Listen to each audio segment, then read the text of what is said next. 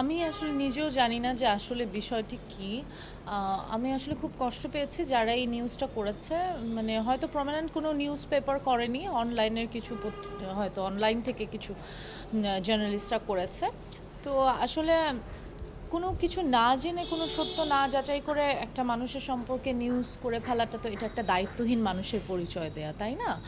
আর আমি শুটিং করেছি। আমার শুটিংয়ে আমার বিয়ের সিন, গায়ে হলুদের সিন, সেটার সাথে যদি আমি ডিরেক্টরের একটা ছবি দেই, তার মানে আমার তার সাথে বিয়ে হয়ে যাবে।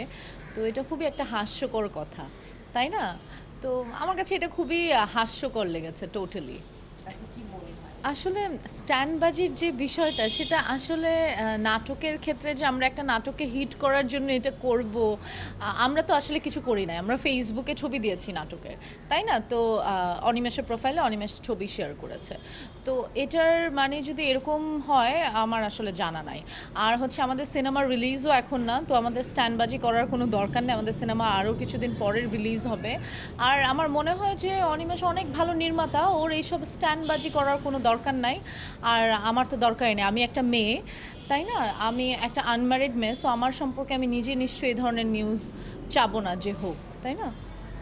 এটা হচ্ছে আমরা যে ঈদের কাজটা করেছি ওইটা কিন্তু শুধু আমি নাই, ওইটায় মৌসুমী হামিদ আছে, তারপর রুনা খান আছে, মানে মেয়েদের কথা যদি বলা হয় তো ওরাও আছে, হ্যাঁ, ফারহানা মিঠু আছে, তো অনেকে কাস্টিং, এটা একটা 7 পর্বের সিরিয়াল এবং ওখানে অনেকে কিন্তু কাস্ট হয়েছে। আর অনিমেষের 3 নম্বর ছবির নায়িকা হচ্ছি আমি, হ্যাঁ।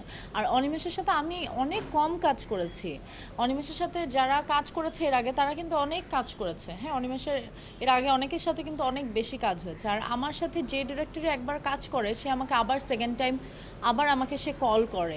এটা আমার বিনয়ের কারণে করে নাকি আমার হার্ড ওয়ার্কের কারণে, আমি খুব অন টাইম সেটে যাই, আমি সবসময় স্ক্রিপ্টটা পড়ার ট্রাই করি এবং তারা বলে যে দেখো তোমার টাইম সেন্স এবং তোমার হার্ড ওয়ার্কিংয়ের জন্য তোমাকে আমরা আবার আবার নক করি। তো এটা শুধু অনিমেষ না, আমার সাথে যেই কাজ করে সে আমাকে আবার নক করে এবং আবার আমাকে সে কাজ করে।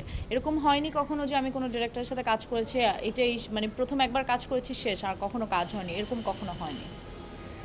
আমি আসলে এটাকে বললাম না প্রথমে যে আমি এটাকে খুবই দায়িত্বহীন মনে করি, যে এটা খুবই দায়িত্বকে এড়িয়ে যাওয়া একটা জার্নালিস্টের জন্য। যে আমার কাছে সেটা নিউজ হতে পারে যে যদি তারা ওরকম, যদি পাপ্পারাজি বলে থাকে যে তারা যদি আমাদের পিছনে পিছনে ঘুরে আমরা কোথায় খাচ্ছি আমরা কোথায় ঘুরছি সেগুলোর নিউজ করতো, সেগুলোর ছবি করতো, তখন আমি তাকে মানে আমি তাকে বলতাম ইয়াস ইউ আর রাইট, হ্যাঁ। তো সে তো নিজে কিছু করতে পারছে না। আমি যেই ছবি ফেসবুকে আমি নিজে দিয়েছি বা হচ্ছে অনিমেষ নিজে দিয়েছে, সেই ছবির সূত্র ধরে সেটাকে একটা আজে বাজে নিউজ করার মধ্যে তার কৃতিত্বর কিছু নাই, তাই না? এই ছবিটা তো আমিই দিছি ফেসবুকে, সো এখানে আপনার কৃতিত্বটা কি? আপনি কি করছেন? আপনি তো আমি কার সাথে প্রেম করছি সেটা তো আপনি ঘুরে ঘুরে দেখেন নাই, তাই না? তো এখানে আসলে তার কোনো কৃতিত্ব নেই। এটা আসলে আমি জানি না, সস্তা কিছু পত্রিকা আসলে এই ধরনের নিউজ করেছে।